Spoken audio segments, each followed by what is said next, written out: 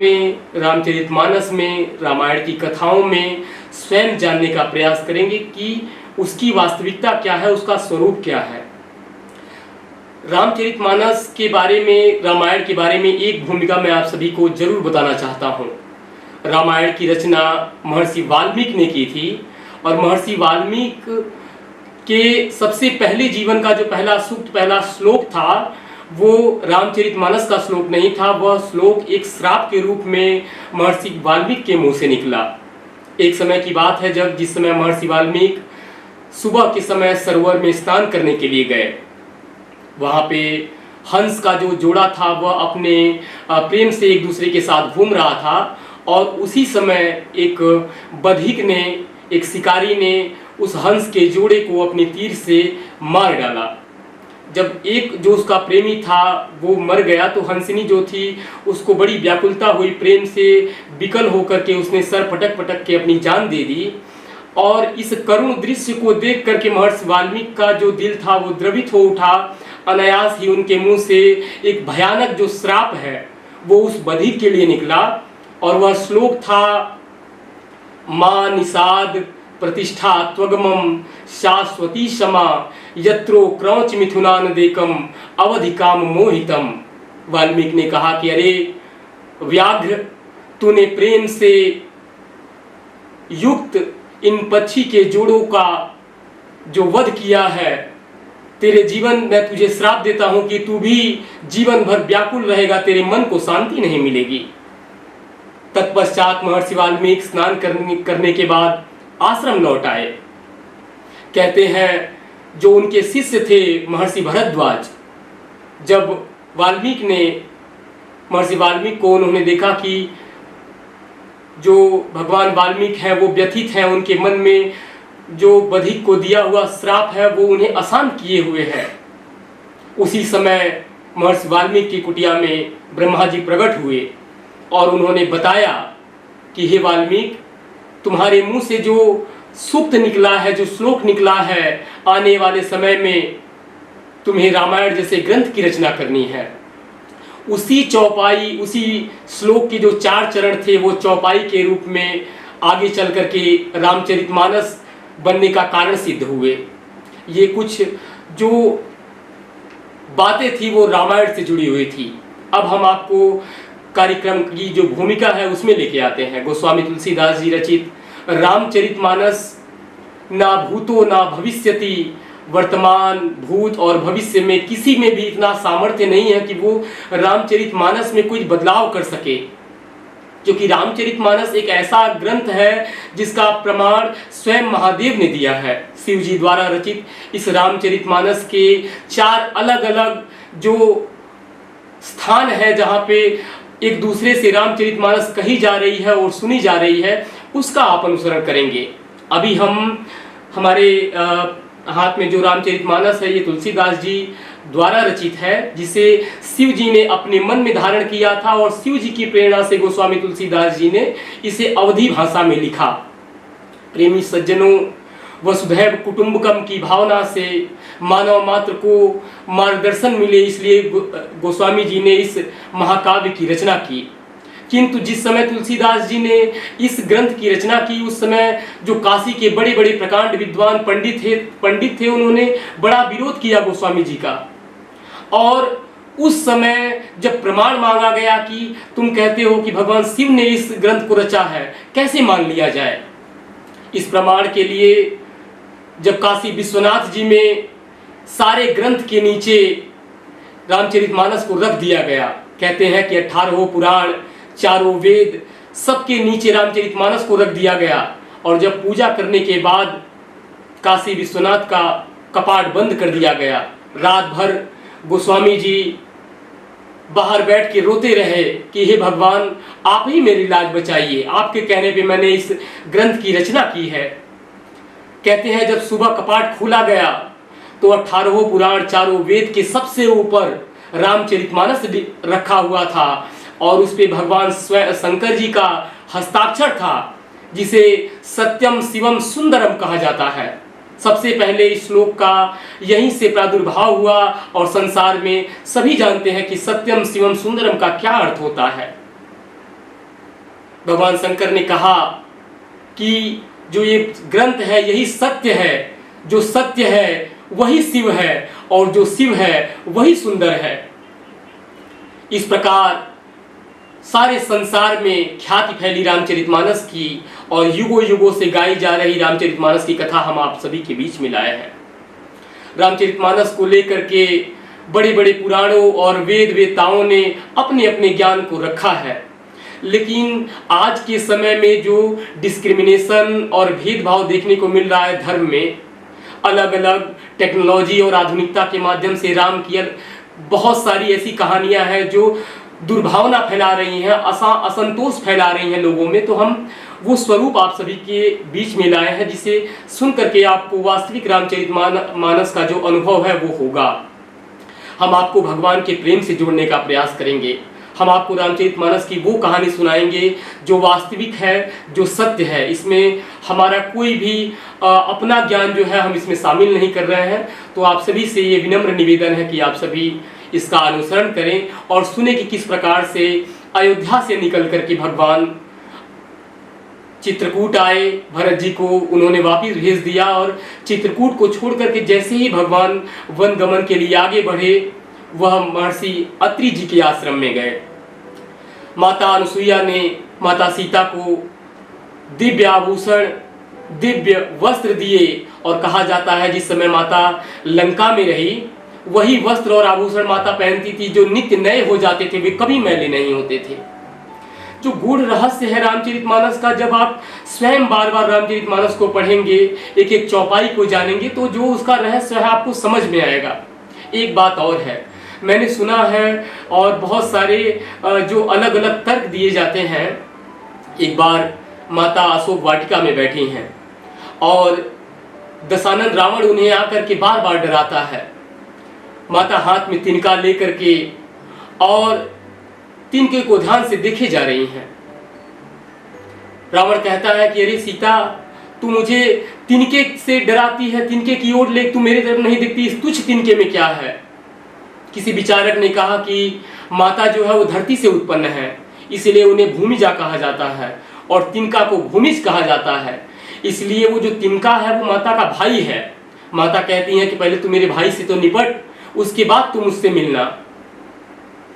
मैं आपको एक बात कहना चाहता हूं, जब आप अलग अलग कवियों के द्वारा रचित रामायण और रामचरितमानस का अध्ययन करेंगे तो आपको समझ में आएगा कि उस तिनके की क्या कहानी है। राधेश्याम रामायण का कुछ दोहा है जिनमें माता कहती है रावण से कि है तिनके से ही गिरे जीव, तिनका ही मेरा पर्दा है। घूंघट का पर्दा पर्दा क्या, पर्दा तो आंखों ही का है। पहुंचा दे पास उन्हीं प्रभु के, सीता से है नाता जिनका। अन्यथा एक दिन असुर तुझे धिक्कारेगा तिनका तिनका। संपूर्ण रात जुगनू चमके, उनसे कब नलिनी खिलती है। होता है प्रातः काल जभी, तो स्वयं कमलिनी खिलती है। यह आंखें अगर कमलिनी हैं तो इनके प्रिय श्री रघुवर हैं। तो जुगनू से भी घटकर है, वे सूरज से भी बढ़कर हैं। यहाँ माता तिनके को अपना भाई नहीं कहती। स्त्री के लिए कहा गया है कि अगर आप उसे देख रहे हैं और उसने अपनी पलकें उठा के आपको नहीं देखा तो आपने उसे नहीं देखा है। पर्दा जो है वो आंखों का है, घूंघट के पर्दे का कोई अस्तित्व नहीं। तो माता ने उस तिनके का ओट कर रखा है कि गलती से भी मेरी जो दृष्टि है वो रावण की तरफ न चली जाए। इसलिए माता ने उस तिनके का सहारा लिया और अपनी आंखें, अपनी पलकें जो है उस तिनके पे गड़ाई रही कि भूल से भी ऐसा न हो कि मेरी दृष्टि रावण की तरफ जाए। तो आइए हम सभी मिल करके इस अलौकिक दृश्य का अनुसरण करें, रामचरितमानस को सुने और आप जान पाएंगे कि दंडकारण्य में भगवान ने किस प्रकार से लीला की, क्यों भगवान धरती पे आए और भगवान के क्या रहस्य हैं। जय श्री राम। एक बार प्रभु सुख आसीना, लक्ष्मण बचन कहे छलहीना। सुर नर मुनि सचराचर साई, मैं पूछूं निज प्रभु की नाई। एक बार प्रभु श्री राम जी सुख से बैठे थे। उस समय लक्ष्मण जी ने उनसे छल रहित सरल वचन कहे, हे देवता, मनुष्य, मुनि और चराचर के स्वामी, मैं अपने प्रभु की तरह अपना स्वामी समझकर आपसे पूछता हूँ। मोहि समुझाई कहूँ सोई देवा, सब तजी करो चरण रज सेवा। कहूँ ज्ञान विराग अरु माया, कहूँ सो भगति करहूँ जे हिदाया। लक्ष्मण जी ने देखा कि भगवान शांत हैं, बैठे हुए हैं आश्रम के बाहर। भगवान को शांत और प्रसन्न जान करके लक्ष्मण जी ने कहा कि हे स्वामी, मुझे अपना सेवक जान करके मेरे कुछ प्रश्न हैं, उनका उत्तर दीजिए। हे देव, मुझे समझाकर वही कहिए जिससे सब छोड़कर मैं आपकी चरण रज की सेवा करूं। ज्ञान, वैराग्य और माया का वर्णन कीजिए और उस भक्ति को कहिए जिसके कारण आप दया करते हैं। ईश्वर जीव भेद प्रभु, सकल कहो समुझाई। जाते होई चरण रति, शोक मोह भ्रम जाई। लक्ष्मण जी ने कहा कि हे प्रभु, ईश्वर और जीव का भेद भी समझा करके कहिए कि ईश्वर और जीव में क्या अंतर है। मेरी प्रीति हो और शोक मोह तथा भ्रम नष्ट हो जाए, इस प्रकार से इस कथा का वर्णन कीजिए। थोरे ही मह सब कहूँ बुझाई, सुनहु तात मति मन चितलाई।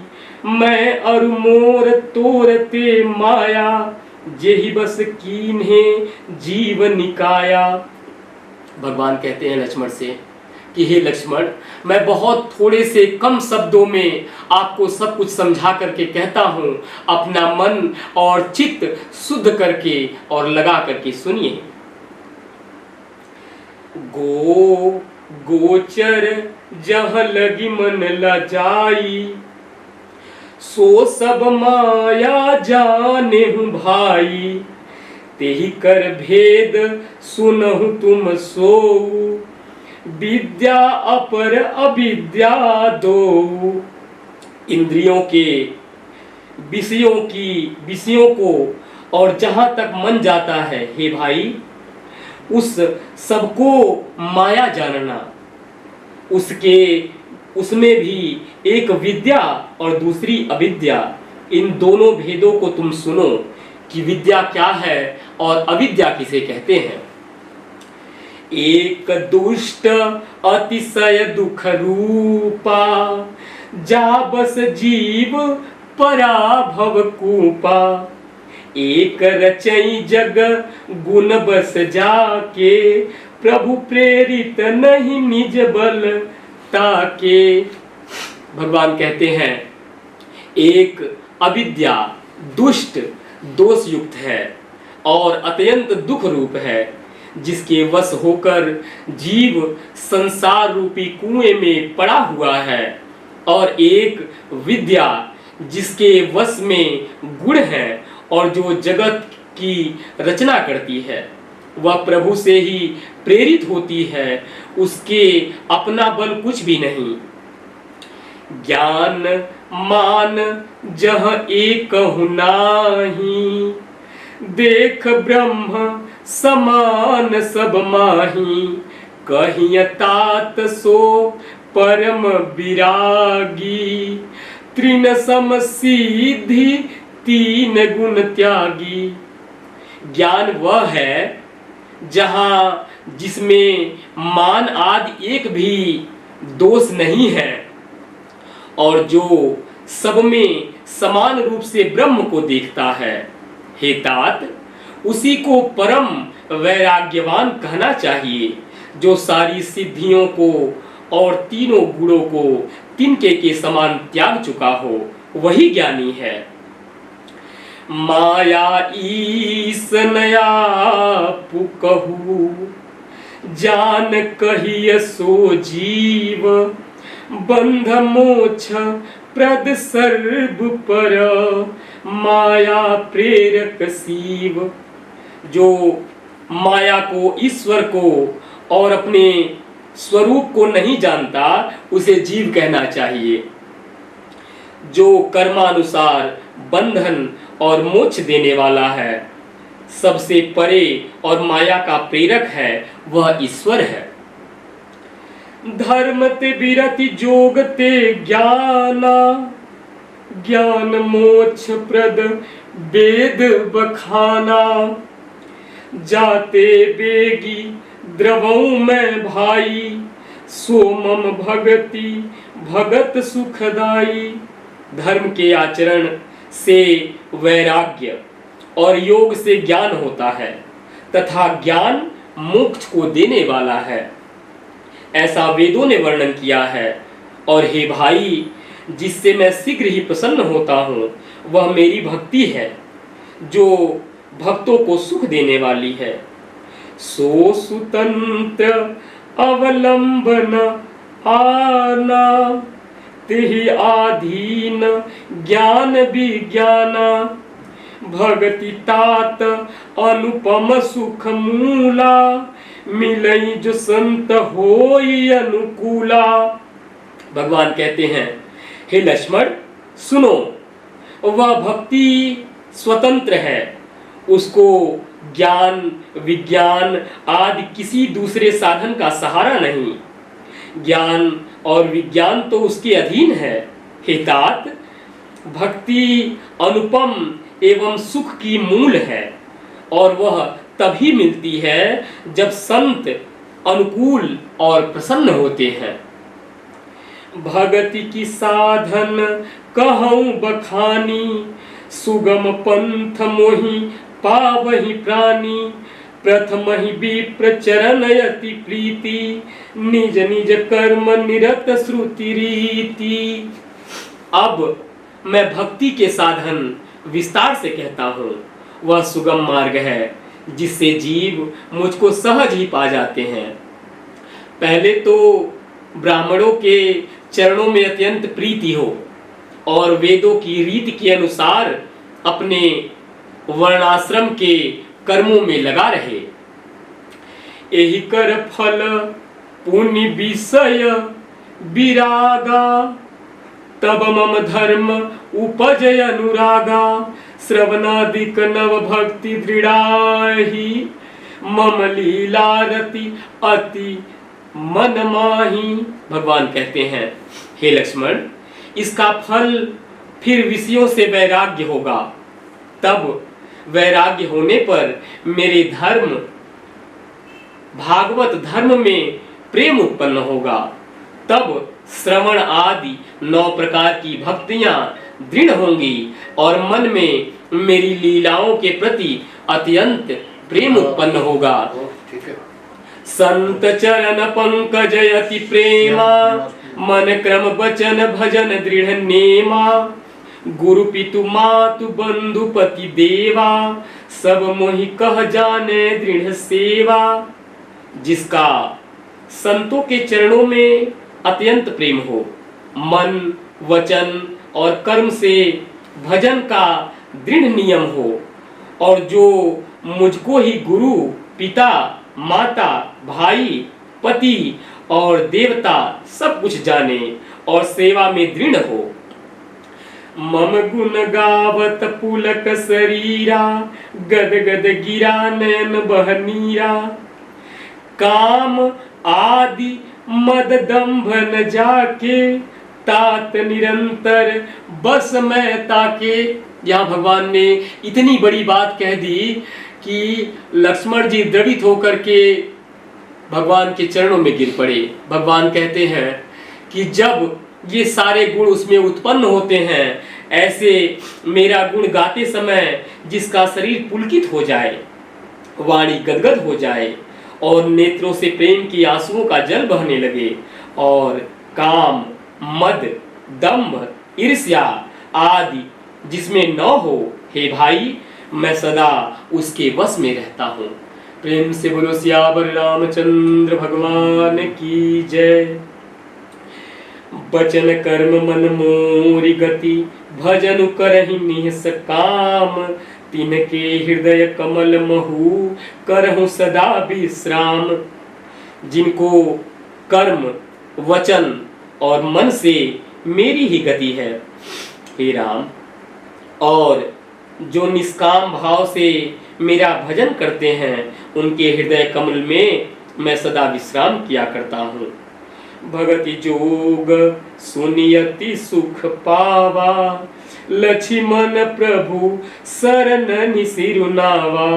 एहि विद गए कछुक दिन बीती, कहत विराग ज्ञान गुण नीति।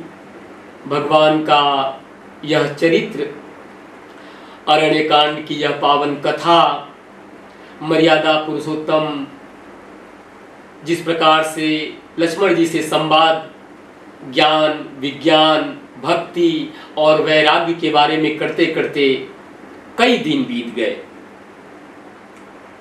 शूर्पणखा, यहाँ से भगवान की वह लीला शुरू हुई जिसके लिए भगवान मनुष्य शरीर में अवतरित हुए।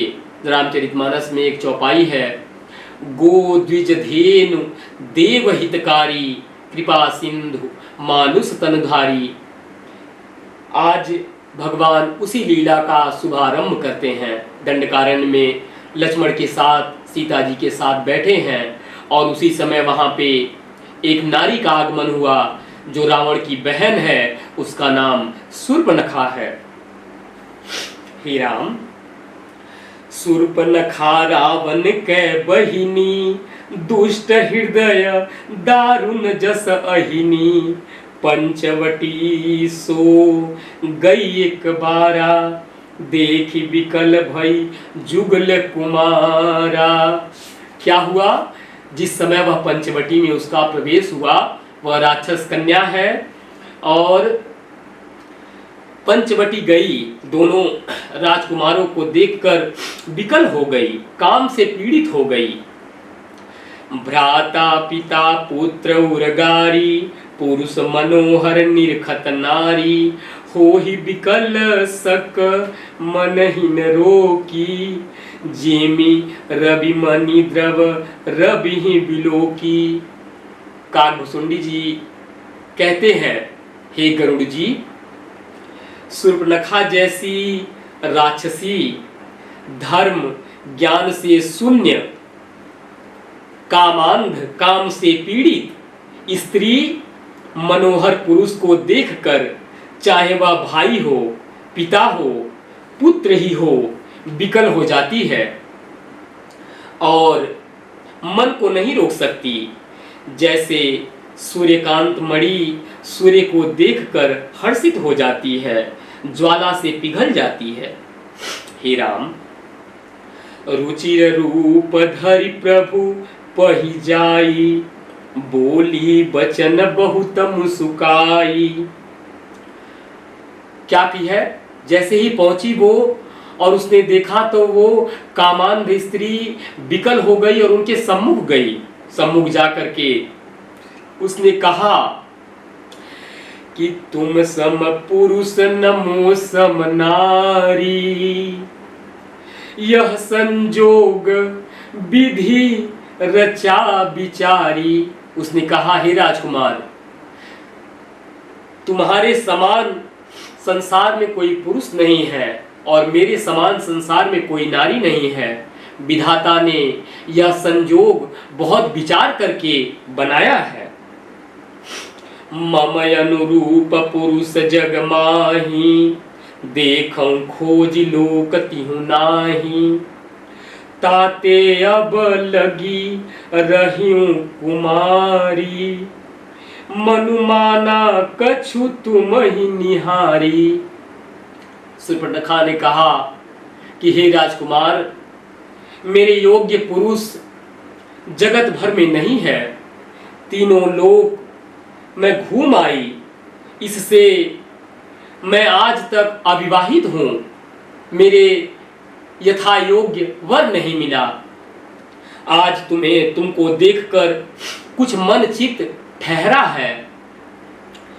अरे सीतहि चितई कही प्रभु बाता, अहै कुंवार मोर लघु भ्राता।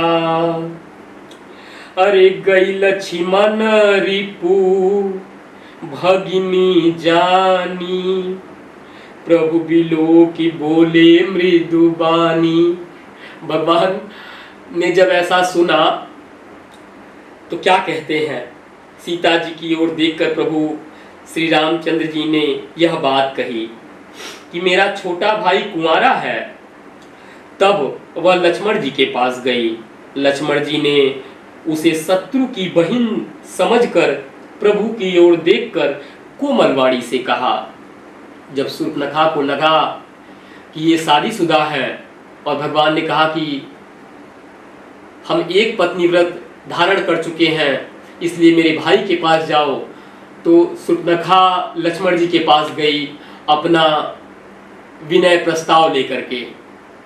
लक्ष्मण जी ने समझा कि यह शत्रु की बहन है और लक्ष्मण जी ने कहा, अरे सुंदरी सुनु मैं उनकर दासा, पराधीन नहीं तोर सुपासा, प्रभु समर्थ कौशलपुर राजा, जो कछु करी उन्हीं सब छाजा। लक्ष्मण जी ने कहा, हे सुंदरी सुन, मैं तो उनका दास हूं, मैं पराधीन हूं, अतः तुम्हें सुख नहीं होगा। प्रभु समर्थ हैं और कौशलपुरी के राजा हैं, वे जो कुछ करें उन्हें सब फबता है। मेरे साथ विवाह करके दासी कहा होगी, इसलिए अपना प्रेम प्रस्ताव लेकर के पुनः उन्हीं के पास जाओ। सेवक सुख चह मान भिखारी, व्यसनी धन शुभ गति विचारी, लोभी जसु चह चार गुमानी, नभ दुहि दूध चहत एहि प्राणी। सेवक सुख चाहे, भिखारी सम्मान चाहे और व्यसनी जिसे जुए शराब आदि का व्यसन हो, वह धन और व्यभिचारी शुभ गति चाहे, लोभी यश चाहे और अभिमानी चारों फल धर्म अर्थ काम और मोक्ष चाहे, तो ये सब प्राणी आकाश को दूह कर दूध लेना चाहते हैं, इन्हें कुछ प्राप्त होने वाला नहीं है। प्रेम से बोलो सियावर रामचंद्र भगवान की जय। आगे की कथा किस प्रकार से रहस्यों से भरी हुई है। जब आप रामचरितमानस मर्यादा पुरुषोत्तम श्री रामचंद्र का गूढ़ रहस्य सुनेंगे तो जो आपका स्वभाव है, जो कुतर्क करने की जो आपकी शक्ति है, वो समाप्त हो जाएगी। ब्रह्म को जानने के साथ ही ब्रह्म को जानने का जो अहंकार होता है वो समाप्त हो जाता है। और अगर कोई ज्ञानी ये कहता है कि मैं ब्रह्म को जानता हूं, तब वो ब्रह्म को नहीं जानता। जो निराकार है, जो अजन्मा है, जो जानने से परे है, जो अनुभव से जानने में आता है, उस मर्यादा पुरुषोत्तम श्री रामचंद्र की इस कथा को आप सुने।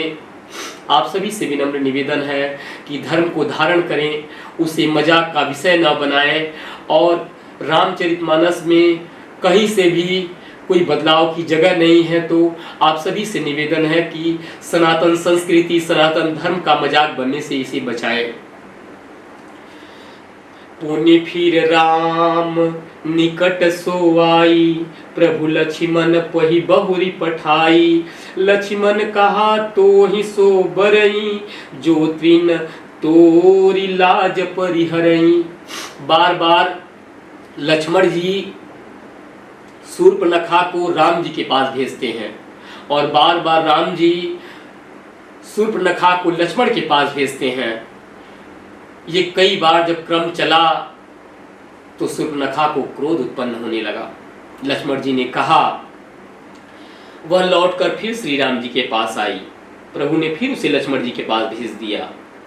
लक्ष्मण जी ने कहा, तुम्हें वही वरेगा, तुमसे वही शादी करेगा जो लज्जा को तृण तोड़कर अर्थात प्रतिज्ञा करके लज्जा का त्याग कर चुका हो।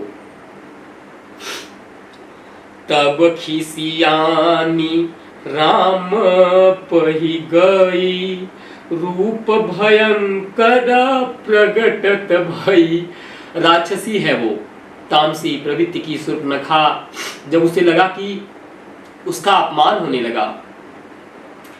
एक बात नारी के लिए सर्वथा जानने योग्य है कि नारी किसी रत्न से भी बढ़कर है।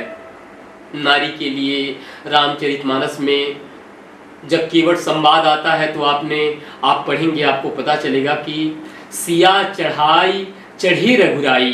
भगवान राम स्वयं माता सीता को पहले नाव में चढ़ाते हैं, तत्पश्चात वो स्वयं चढ़ते हैं। नारी का अपमान आप कभी न करें। नारी सम्मान का विषय है और उसे रत्न के समान जानना चाहिए, उसे समझना चाहिए, उसकी इज्जत करना चाहिए। नारी परिवार को, कुल को, खानदान को, कुटुंबियों को संवारने का काम करती है। तब वह खिसियाई हुई, क्रुद्ध होकर श्री राम जी के पास गई। उसने अपना भयंकर रूप प्रकट किया। सीता जी को भयभीत देखकर श्री रघुनाथ जी ने लक्ष्मण को इशारा देकर के कहा, लक्ष्मण अति लांघव सो नाक कान बिनु कीन्ह, ताके कर रावण कह मनो चुनौती दीन। भगवान ने इशारे से लक्ष्मण से कहा। लक्ष्मण जी ने बड़ी फुर्ती से उसको बिना नाक कान के कर दिया, मानो उसके हाथों रावण को चुनौती भेजी हो। नाक कान बिनु भई बिकरारा।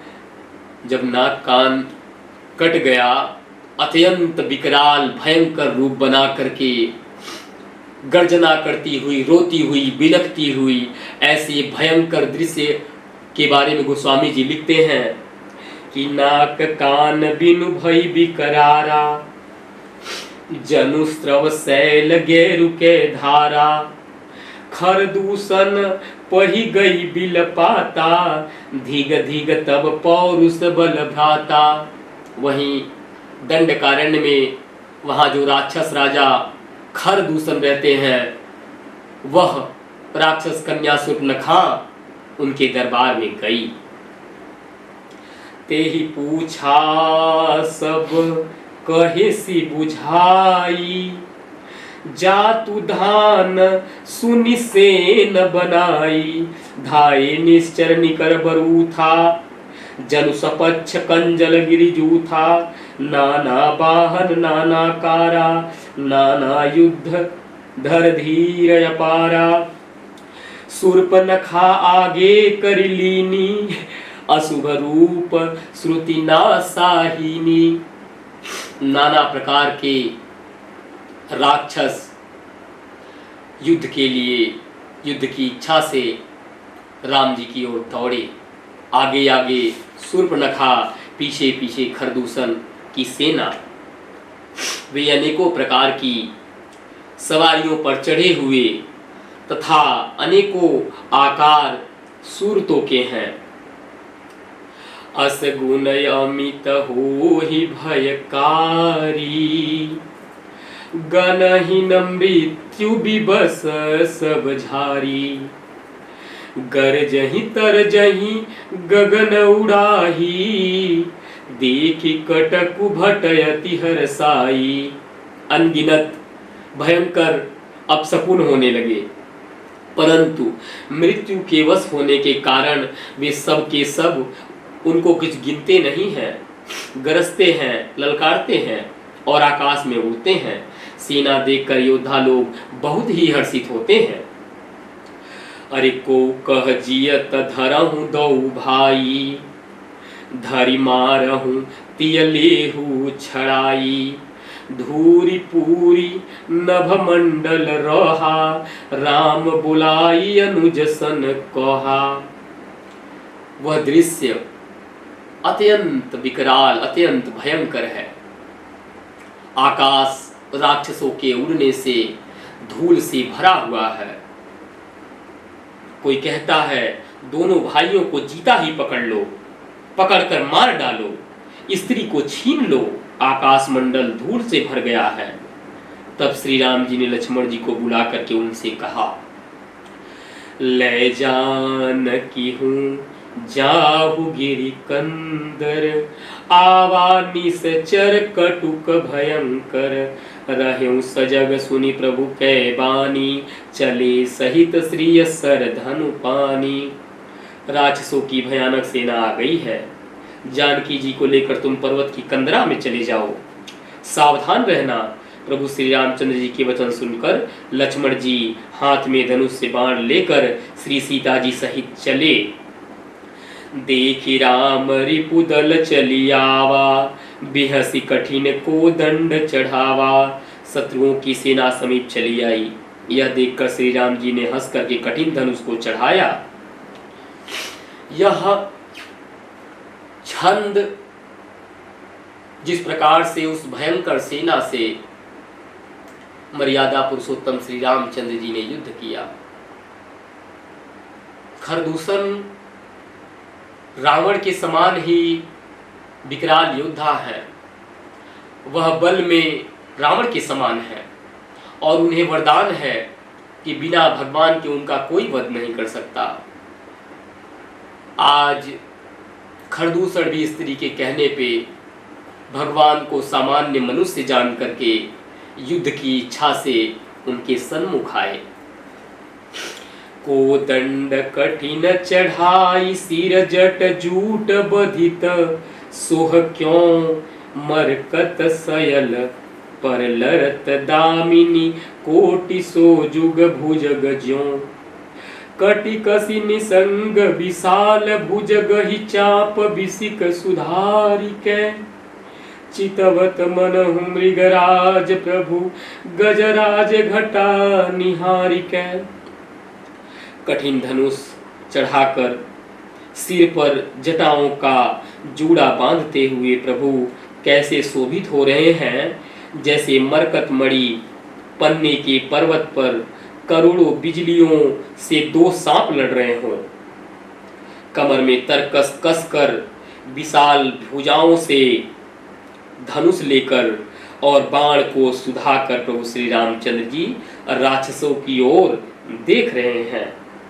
मानो मतवाले हाथियों के समूह को आता देखकर सिंह उनकी ओर ताक रहा हो। शोक गए बगमेल, धरहु धरहु धावत सुभट, जथा बिलो की अकेल, बाल रवि घेरत दनुज। पकड़ो पकड़ो पुकारते हुए राक्षस योद्धा बाग छोड़कर बड़ी तेजी से दौड़ते हुए आए और उन्होंने श्री राम जी को चारों ओर से घेर लिया, जैसे बाल सूर्य उदयकालीन सूर्य को अकेला देखकर संदेह नामक दैत्य घेर लेता है। प्रेम से बोलो सियावर रामचंद्र भगवान की जय।